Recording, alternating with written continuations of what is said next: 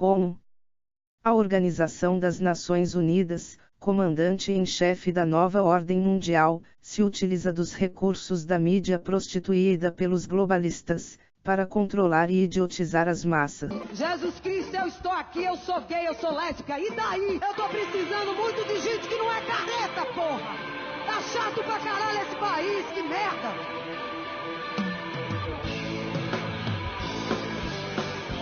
A polícia, a puta que lhe pariu!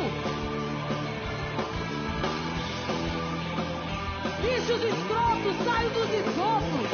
Bichos escrotos, venham enfeitar meu lar, meu jantar, meu nobre paladar, porra! Todos os dias quando acordo, meu amigo Renato Russo, não tenho mais o tempo que... Era gay, muito bicha, muito viado, sim! Eu não pertenço a você, vai me dominando assim. E você vai me entender, pode estar sozinho.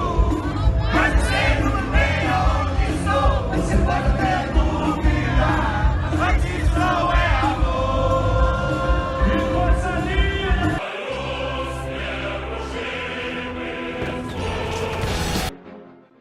Em um estado totalitário, não há necessidade de importar-se com o que as pessoas pensam, uma vez que o governo pode controlar esses pensamentos através da força de seus cacetetes. Mas em um estado democrático, onde não se pode controlar as pessoas pela força, há que se controlar o que as pessoas pensam, e para isso, utiliza-se de técnicas de manipulação de massa. Adiante, citaremos as 10 técnicas de manipulação listadas por Noam Chomsky, um linguista, filósofo, cientista cognitivo, comentarista e ativista político norte-americano, referenciado em âmbito acadêmico como o pai da linguística moderna. Também é uma das mais renomadas figuras no campo da filosofia analítica.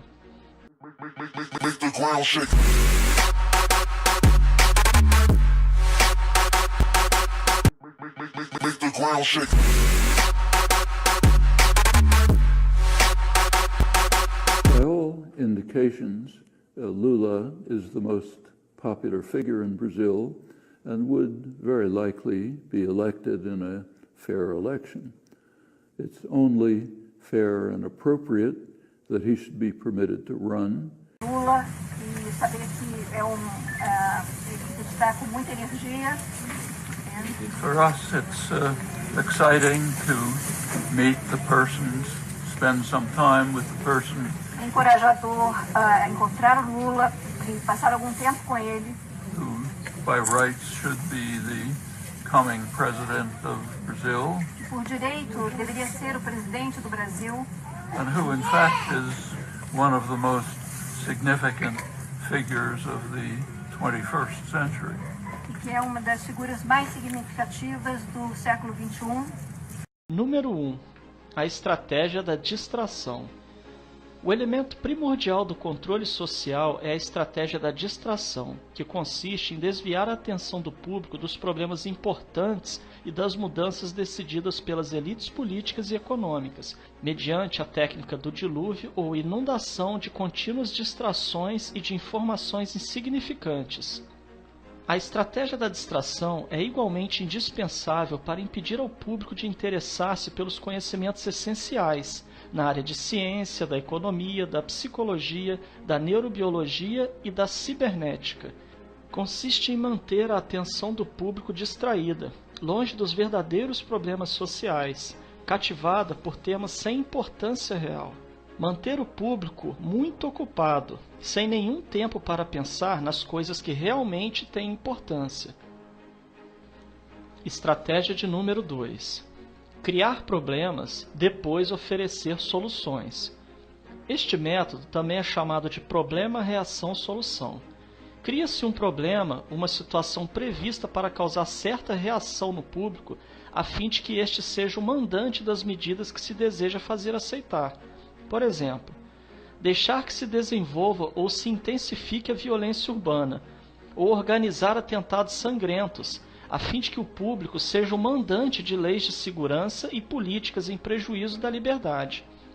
Ou também, criar uma crise econômica para fazer aceitar como um mal necessário o retrocesso dos direitos sociais e o desmantelamento dos serviços públicos.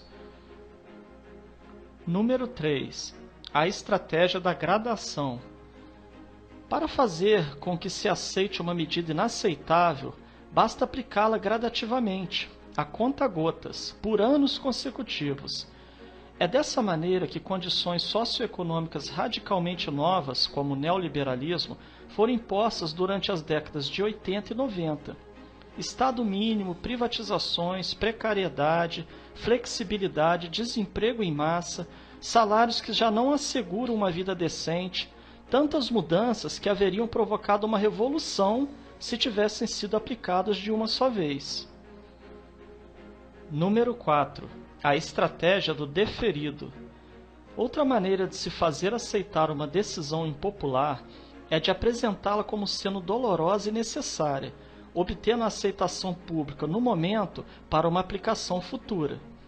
É mais fácil aceitar um sacrifício futuro do que um sacrifício imediato. Primeiro, porque o esforço não é empregado imediatamente. Em seguida, porque o público, a massa, tem sempre a tendência a esperar ingenuamente que tudo irá melhorar amanhã e que o sacrifício exigido poderá ser evitado. Isto dá mais tempo ao público para acostumar-se com a ideia de mudança e de aceitá-la com resignação quando é chegado o momento. Estratégia número 5. Dirigir-se ao público como crianças de baixa idade.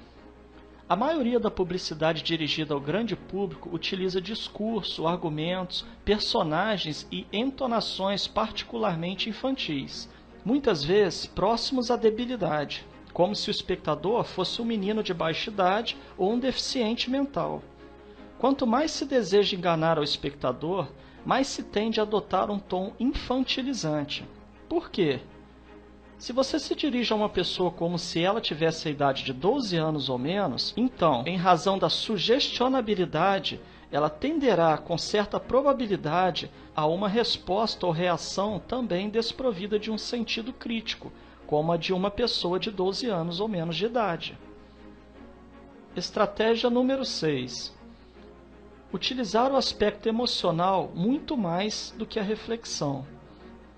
Fazer uso do aspecto emocional é uma técnica clássica para causar um curto-circuito na análise racional e, por fim, ao sentido crítico dos indivíduos.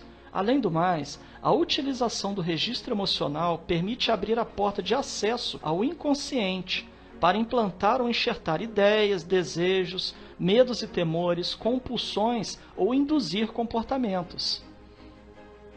Estratégia de número 7. Manter o público na ignorância e na mediocridade. Consiste em fazer com que o público seja incapaz de compreender as tecnologias e os métodos utilizados para seu controle e sua escravidão.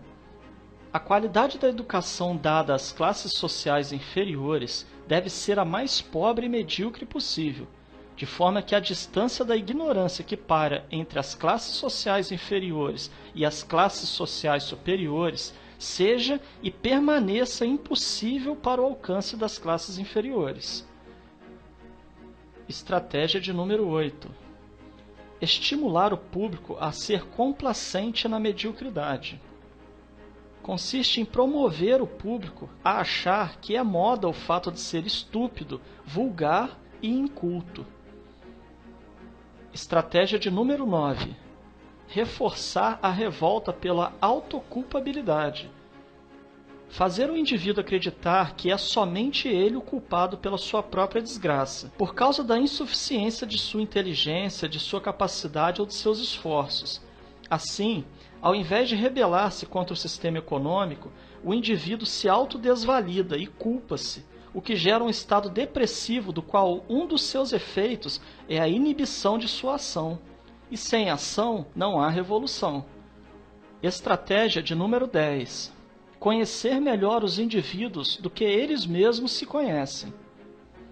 No transcorrer dos últimos 50 anos, os avanços acelerados da ciência têm gerado crescente brecha entre os conhecimentos do público e aqueles possuídos e utilizados pelas elites dominantes.